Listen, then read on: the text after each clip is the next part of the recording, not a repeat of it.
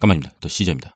어제의 장은 양봉으로 전체적으로 상당히 좋게 마무리해주는 모습. 그러나 장후에 마이크론 테크놀로지의 실적 발표가 있었죠.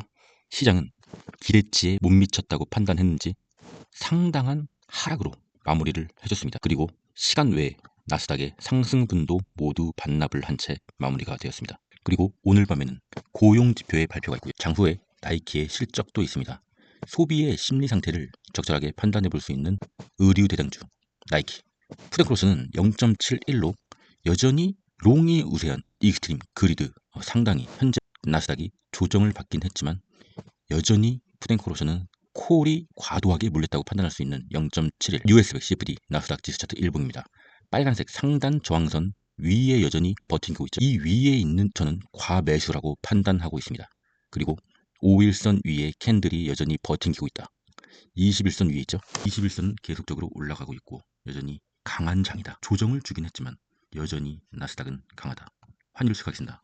환율도 계속적으로 상승을 이어가면서 나스닥의 조정분에 대한 어느 정도 해증을 해주고 있는 모습. 이래서 미국 주식을 하는 것 같습니다. WTI 여전히 별다른 징후는 없고요. 개인적으로 조금 좋지 않다고 판단하는 이유는 엔비디아가 5일선과 21선이 데드 크로스가 날 수도 있을 것 같은 모습.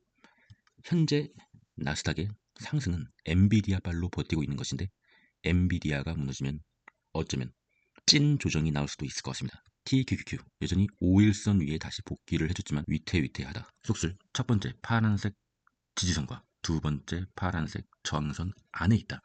과거에도 이런 경우가 있었죠. 이 부분 계속적으로 이 채널 안에서 움직이다가 상승을 맞았다. 그러나 그때와 이때의 다른 점은 이때는 어쨌든 간에 계속적으로 5일선 위에 위치하였다. 지금은 엄청난 과매수 후에 내려오는 구간 5일선 밑에 위치하였다.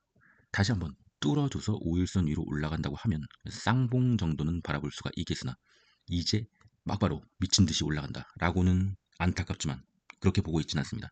좀 더 횡보 기간을 이어져서 힘을 비축해야 될 것 같습니다. 불지는 평민 테슬라 같은 경우는 제가 추세선을 한 번 더 그어봤습니다. 현재 볼린저 밴드 강하게 뚫어버리고 올라서 마감해주는 테슬라답지 않은 무빙을 보여줬죠. 그렇다고 하면 오늘 조정이 나온다고 하더라도 추세선만 유지해주는 지점에서 조정이 끝난다면 어쩌면 추가적인 상승을 바라볼 수 있고 매도의 타이밍은 상승을 하다가 파란색 또는 보라색 저항선에 터치하는 구간, 그때는 테슬라를 일부 털어내야 되겠죠. 숏의 보조지표 스토캐스틱 K값이 D값을 아래에서 위로 터치, 우물이 끝났죠. 숏의 개급락이 끝났다고 볼 수가 있겠습니다. 21선이 아래에서 위로 상방으로 약간 틀어진 모습. 이제 숏의 개급락 또는 롱의 개급등은 일단락 됐다고 볼 수가 있겠습니다. 키움전사 일간수 매수는 롱으로 또 급격히 몰리고 있죠. 마이크론 테크놀로지 몰렸고 그리고 시간 외에서 급락을 하였고요. 코인의 공포지수 40. 현재 코인이 상당히 좋지 않게 내리면서 코인베이스 2배도 상당히 급락을 했네요. 어느덧 40달러를 한번 찍어주고 현재 40달러 초반에 위치하고 있는 모습. 그러나 조금 긍정적으로 볼 것은 파란색 저항에 계속 맞고 떨어지고 반복하다가 드디어 파란색 저항선 밖으로 나왔습니다. 그렇다고 하면 이제 갑자기 급등을 한다고 보는 것은 아니고 횡보의 흐름이라도 만들어주면 추가적인 상승이 나올 수 있다고 봅니다.